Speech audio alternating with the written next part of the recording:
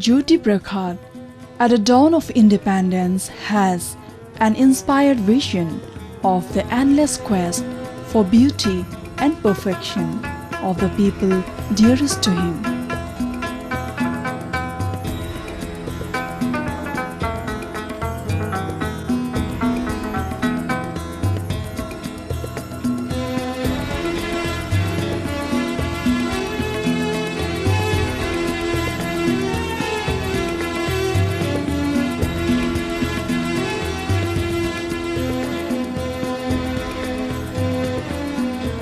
Those of Assam and those of India, their cultural heritage is and will be evergreen and ever vibrant, and it is now radiant with delight in the heart and minds of the millions of awakened masses.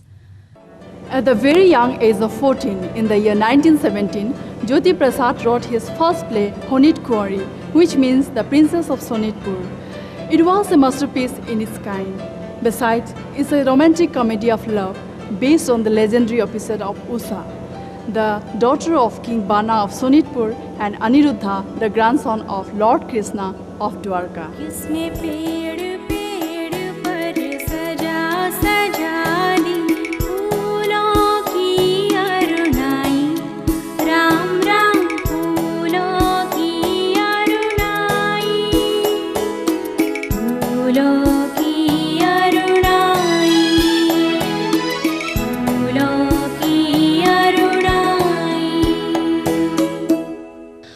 অৱশ্যে সপোনত দেখিছোঁ সেই সুন্দৰ অনুপম মূৰ্তি সপোনতে উটি আহিছিল আকৌ সপোনতে উটি গ'ল কিন্তু থৈ গ'ল এটি অংগ স্পৰ্শনৰ আনন্দ সৌন্দৰ্যৰ মোহ যৌৱনৰ লালসা প্ৰণয়ৰ অদম্য হেঁপাহ তেওঁ কোন তেওঁ ক'ৰ মই ক'ব নোৱাৰোঁ কিন্তু তেওঁ মোৰেই মই তেওঁৰ ই সপোনেই হওক বা দিঠকেই হওক প্ৰথমেই তেওঁ মোৰ অংগ স্পৰ্শ কৰিছে তেওঁক মই হৃদয়ত ঠাই দিছোঁ বৰ আচৰিত দিয়া সপোনত দৰ্শন পাই এনে হোৱাটো মই কেতিয়াও দেখা নাই শুনা নাই কোন ক'ৰ একো নজনাকৈ তুমি তাক আত্মসমৰ্পণ কৰিলা বৰ অদ্ভুত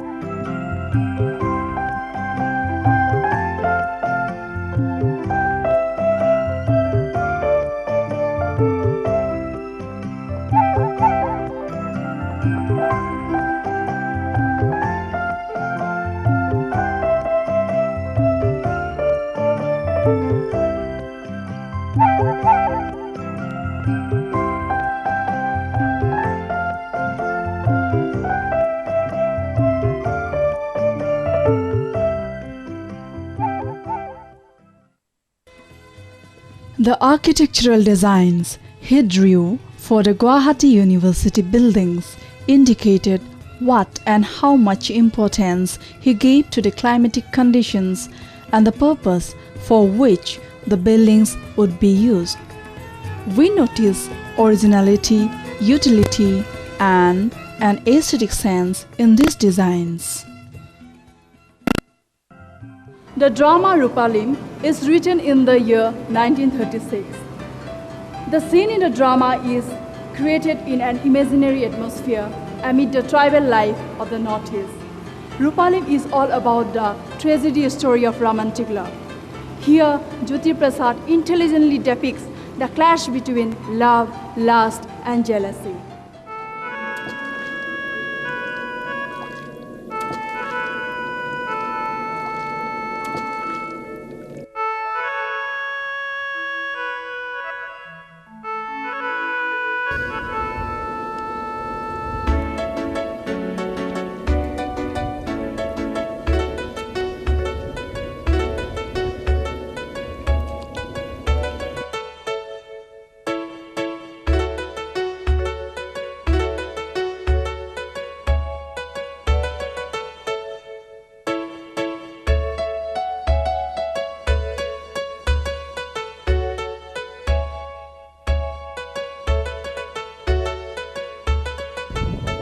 ৰূপালিম আজি ইমান পলম কিয় বাঁহী বজাওঁতে মোৰ উঠ বিষালে তোমাৰ বাঁহীৰ মাতবোৰে উৰি উৰি গৈ মোক আগভেটি ধৰি আহিবলৈকে নিদিয়ে সিহঁতৰ মাজে মাজে বাট ফালি আহোঁতে বেলি হ'ল আকৌ তেন্তে মই আৰু পেপা নবজাওঁ বজাবা মায়াব বজাবা বাৰু মায়াব তুমি তোমাৰ বাঁহী দি কিমান মৰম কৰা খুব ভাল পাওঁ পেপাটি নহ'লে যেন মই এখন দেখো থাকিব নোৱাৰো তেতিয়াহ'লে তুমি তোমাৰ পেপাটোৰ লগতে থাকা মই যাওঁ কেলেই যাবাগৈ ৰূপালিম কেলৈ নাযাম মই নহ'লে তুমি গোটেই দিনটো থাকিব পাৰা গোটেই ৰাতিটোও পাৰা কিন্তু বাঁহীটো নহ'লে নোৱাৰা তাৰমানে তুমি মোক বাঁহীটোৰ সমানকো মৰম নকৰা বাঁহীটোনো কি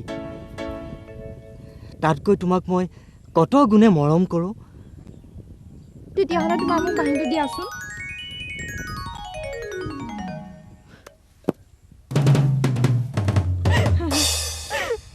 এতিয়া কেনে তুমি বৰ অকৰুণ ৰূপালিম তুমি নিৰ্দয়া পেপা বলিয়া বাঁহৰ পেপাটো ভাঙিলত মই বোলে অকৰণ হ'লো ভালেই হ'ল এতিয়া এই সময়ত মোলৈ মনত পৰি থাকিব তেওঁ এতিয়া তুমি নহা সময়ত কোনে তোমাৰ মাত মাতিব কোনে তোমাৰ মিঠা মিঠা গান মোক শুনাব কিয় কেনেকৈ বাৰু সি মোৰ মাত মাতিছিল মোৰ হিয়াৰ মাজত সোমাই থকা ৰূপালিমৰ মাত দিয়ে এই বাঁহীৰ বিন্ধাই বিন্ধাই ওলাই আহি তুমিয়ে হৈ তোমাৰ গীতকে মোক গাই শুনাইছিলে ৰূপালিম তুমি কিয় ইমান নিমৰমীয়াল বাৰু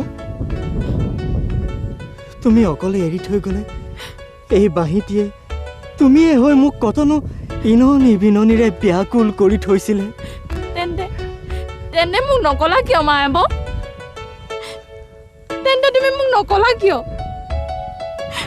তেন্তে তুমি মোক নকলা কিয় Mayab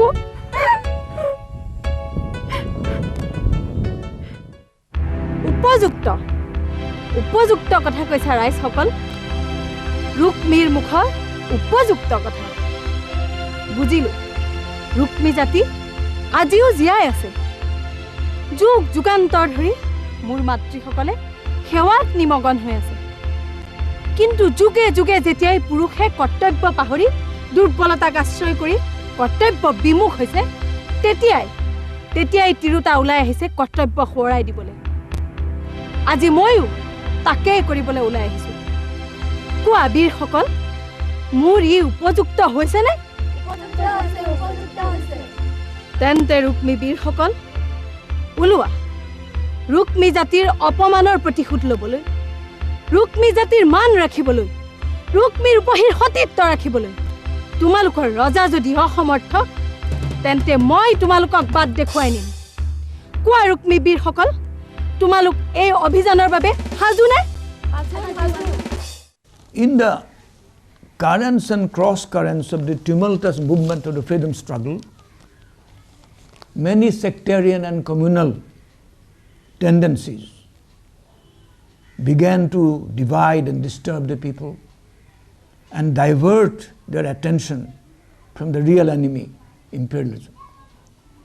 Instead of being bewildered and despondent, Jyoti Prasad saw them as part of the travails of the birth of a free nation. Karangar Ligiri, which means the palace maid, is the second drama of Jyoti Prasad, written around 1934. And the hero of the drama, Hundor Kuar, which means the handsome prince, refused to be bound down to the rules set by the society and even refuses to get married before ascending to the throne.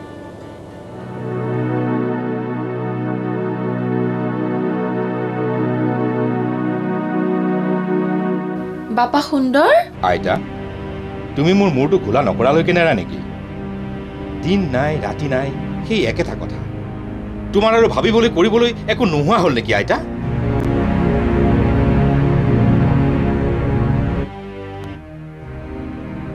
তইনো কেনেকৈ জানিলি সেই একে কথাকে জানিবলৈ আৰু ভাবিব লাগিছেনে সেই একেটি কথাৰ বাহিৰে তোমাৰ আৰু কি কথা থাকিব পাৰে আজি এই কেবছৰে সেই একেটি কথাকে তুমি দিনটো 10 বাৰ শুনাই 14 বাৰ আমনি কৰিবা আজি বা আন কথাকে আজি তেন্তে ভূতৰ ওপৰতে দান আকৌনো কি নবতৰা স্বৰ্গদেৱ ঈশ্বৰ বুঢ়া হৈছে ৰাজ্যভাৰ তোমাক দি ধৰ্মকাৰ্য সাধিবৰ মন পিতৃৰ পূজা পুত্ৰই বব তাতেনো সুধিবৰ কি হ'ল পিছে ৰজা হৈ ৰাজপাটত বহিবলৈ গ'লেতো বিবাহ কৰিব লাগিব তাকে কোৱা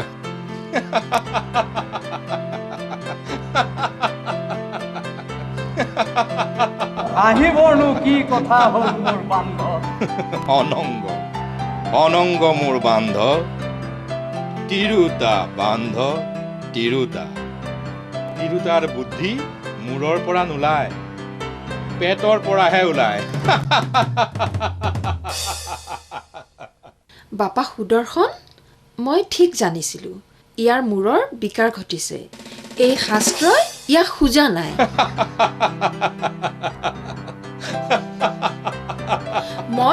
মই নোৱাৰো আৰু বোপাই মই নোৱাৰো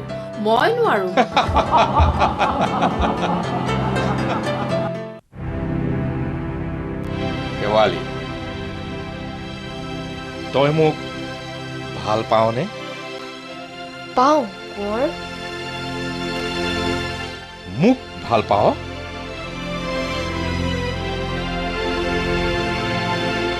কিয় এনেই ভাল পাও এনেই ভাল পাওঁ এনেয়ে ভাল পাও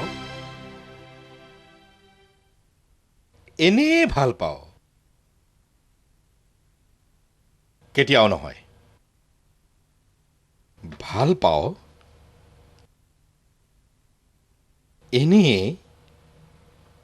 এনেয়ে ভাল পাও মই তোৰ তিৰুতাৰ লুইতমান ফেনে ফুটুকাৰে বোৱা আকাংক্ষাৰ ভালকৈ সোণ ৰূপ হীৰা মুকুতাৰে যোগান ধৰিব পাৰিম সেইকাৰণেই তই মোক ভাল পাৱ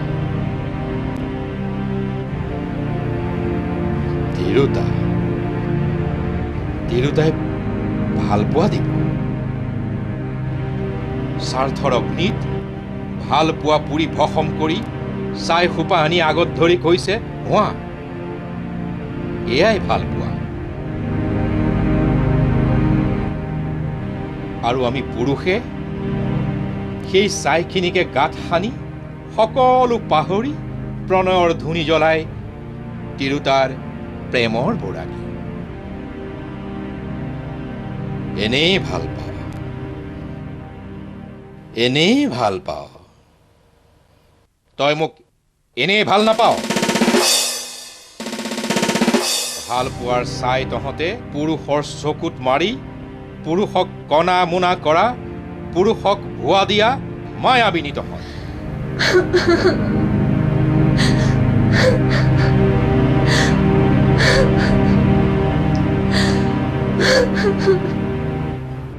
হ'ব পাৰে সেইটো কিন্তু আপোনাৰ মতে কাম হ'বলৈ হ'লে সমাজত এতিয়া এটা প্ৰলয় উপস্থিত হ'ব। প্ৰলয় হওক প্ৰলয়ৰ আৱশ্যক হৈছে শতাব্দী ধৰি গোট খাই থকা সমাজৰ আৱৰ্জনা ধুই নিৰ্মল আৰু পবিত্ৰ কৰিবলৈ এক প্ৰলয়ৰ অতি আৱশ্যক হৈছে। তেনে মই আজি সেই প্ৰলয়ক আহ্বান জনাম। মোৰ জীৱনলৈ সমাজৰ জীৱনলৈ মই প্ৰলয়ক আমন্ত্ৰণ কৰি আনিম। Jyoti Prasad said, man is an artist in the sense that he can transform his dreams into reality. I being a man, I'm an artist. You're a man, every one of you is an artist. Jyoti Prasad also said, people will shun violence and welcome non-violence. Man will be the worshippers of truth and beauty. Gandhism will gain ground throughout the world. Jyoti Prasad wrote many patriotic songs during the 1942 freedom movement of India. He took an active part and even fought for the independence of the country. In this way, he was arrested and jailed by the British rulers. Jyoti Prasad wrote in one of his poems, I'm playing with fire, fire is my playmate. If none comes forward, my solitary life will be illuminated with the glow of 100 lights. I'm playing with fire. Betterment of lives of the people in every sphere of activities, including socio-economic and cultural sphere, was the sole aim of Jyoti Prasad. He said that all that is good is the culture. Jyoti Prasad wrote, to establish peace on earth, to light the lamp of wealth and prosperity in every heart and home, to illuminate the world with beauty and splendor. I go round the universe, roam through planet after planet, taking human form. I, the eternal artist, come. Jyoti Prasad appealed to all ethnic groups living in hills and plains of Northeast to maintain their distinctive traits and at the same time integrate themselves into the rich and Catholic culture of East India, which again is an important constituent of the great Indian culture. Hence, Jyoti Prasad wrote, listen, listen, sons of the people of the world, maintain the distinctive traits of your many splendored civilized life. Even so, be friends with one another. This is the unity hymn of the new world. Thus, I write the scripture of mankind. This will be the ideal of life in this world. Jyoti Prasad's efforts of unity even among the two religions of Northeast and India can be seen in his another poem. I am a Hindu, I am a Muslim, I am the young man of the new generation. My God is in the temple and the mosque. My God is in every namghar. He is in my heart and also outside. My God is in rivers and forests, in the sky and the above. Jyoti Prasadৰ গীতৰ অসমীয়া সমাজত অসমীয়া জীৱনত ভূমিকা কি? তেওঁ মূলতঃ ডাঙৰ তেওঁৰ যিটো প্ৰতিভা আছিলে সেইটো হৈছে দেশাত্মবোধৰ প্ৰতিভা। তেওঁ নিজৰ দেশক অতিপাত ভাল পাইছিলে আৰু সেইকাৰণে তেওঁ প্ৰকৃত অসমীয়া হৈও ভাৰতীয় হ'ব বিশ্ববাসী হ'ব খুজিছিলে। Jyoti Sangeet is very much relevant to us even today. Patriotism is the main theme of his songs. Hence, his songs are relevant to us as far as patriotism is in our blood. লুইতৰ বহল বুকুৱেদি মিলিত হৈ মহাভাৰতৰ বাটে পৃথিৱীৰ সবাহলৈ যাম। এইকেইটা লক্ষ্য কৰিবলগীয়া কথা যে অসমৰ সংস্কৃতিৰ গোটেইবিলাক জান জুৰি নৈ মানে আমাৰ যিবিলাক বিভিন্ন সুৰ আছে। The music of the tribals and the non-tribals of this part of India is very much felt in Jyoti Sangeet. গীত আছে অমুক আছে এইবিলাকৰ মাজেদি আমি যেতিয়া আগবাঢ়ি পেলাই আমি লুইটত পৰিম মানে গোটেইখিনি বস্তু আহি লুইটত সন্মিলিত হৈ এটা নতুন ৰূপ ল'ব। সেই ৰূপেদি আমি পৃথিৱীলৈ যাম। কিন্তু পৃথিৱীলৈ যাম কেনেকৈ যাম? মহাভাৰতৰ বাটে। In the year 1934, Jyoti Prasad made his first SMS film Jaymati. He built an improvised studio in the Bholaguri tea estate, which is 120 kilometers away from his hometown, Tejpur.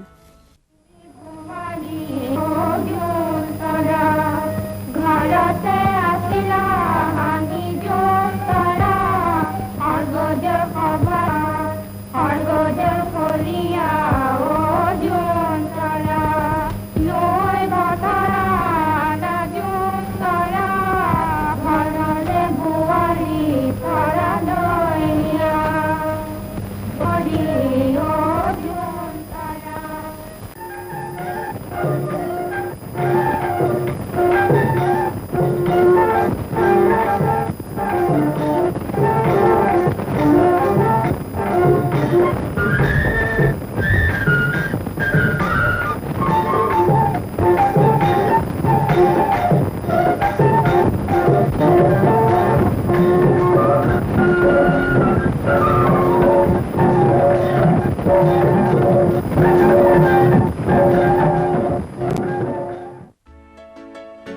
Late Vivekananda Agarwala, younger brother of Jyoti Prasad, took the responsibility to exhibit Joymoti talkie throughout Assam.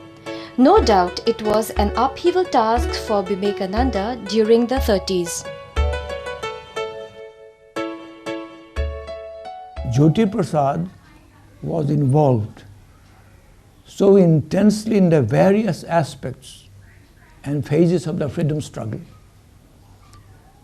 so intensely involved that he found little time to concentrate single-mindedly on artistic productions. Visionary that he was, on his return from Europe, he made a daring attempt to make a film in Assam, where at that time there was no studio and very few cinema halls indeed. He brought a new artistic viewpoint to filmmaking, which he had acquired during his training at UFA studio of Germany. Far ahead of the ordinary Indian films of the day, where cinema was only opera in celluloid, with little scope for artistic expression. But his deepest and most poignant feelings welled up in his songs, catching his different moods, ranging from tragic dejection to celebration of the mystery and beauty of the world, the joy of creation, and dream of a happy humanity involved in production of beauty. With a variety of rhythmic variations and intimate, haunting echoes of folk melodies of different grades, Jyoti Prasad combined lucidity with deep, suggestive subtlety. In my own opinion, we are far from fathoming the depths of his creative expression as yet. And younger people must make a serious effort to understand, explain, and explore his ideas and his creative techniques. No other person has contributed so much in such a rich manner and in so little time towards the cultural resurgence of Northeast as Jyoti Prasad. His commitment to the cause of creative art and literature was total. His uncompromising loyalty towards his principles and conviction was beyond question. Chandra Kumar Agarwal, the famous poet, was his uncle and mentor.